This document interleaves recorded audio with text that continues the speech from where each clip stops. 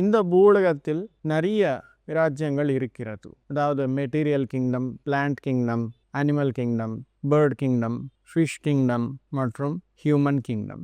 இந்த மனித இராஜ்யத்திற்கு பிரவேசிக்கணும் அப்படின்னா பின்னாடி இருக்கும் அனைத்து ராஜ்யங்களிலும் அந்த ஆன்மாக்கு அனுபவம் என்பது இருக்கணும். அனுபவம் என்றால் என்ன? இங்கே அனுபவ ஞானம். அனுபவம் இல்லாமல் ஞானம் என்பது வராது. வெறும் ஒரு விழிப்புணர்வு என்பது கிடைக்குமே தவிர்த்த ஞானம் என்பது வரணும் அப்படின்னா அனுபவத்தின் மூலம் மட்டுமே நமக்கு வருது. இந்த பூலகத்தில் ஒரு இடம், 2 இடம் கிடையாது. நிறைய இடங்கள் இருக்கு. நிறைய பார்க்க வேண்டியது இருக்கு. நிறைய செய்ய வேண்டியது இருக்கு. நிறைய அனுபவங்கள் பெற வேண்டியது எல்லாமே இருக்கு. ஆனால் ஒரே பிறவியில் அனைத்து அனுபவங்களும் பெற முடியாது.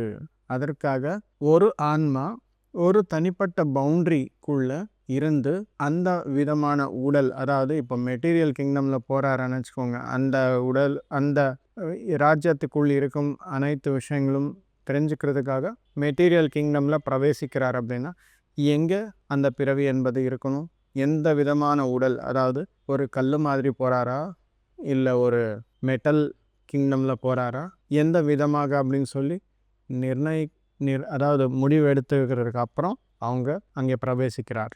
அதே போல் plant kingdom, animal kingdom, bird kingdom, fish kingdom எல்லா விதமான உடல்களையும் வாங்கி அந்த உடலுக்கு சம்பந்தப்பட்ட அனைத்து அனுபவங்களும் பெறுவதற்கு அப்புறம் இந்த மனித உடல் என்பது தருவார்.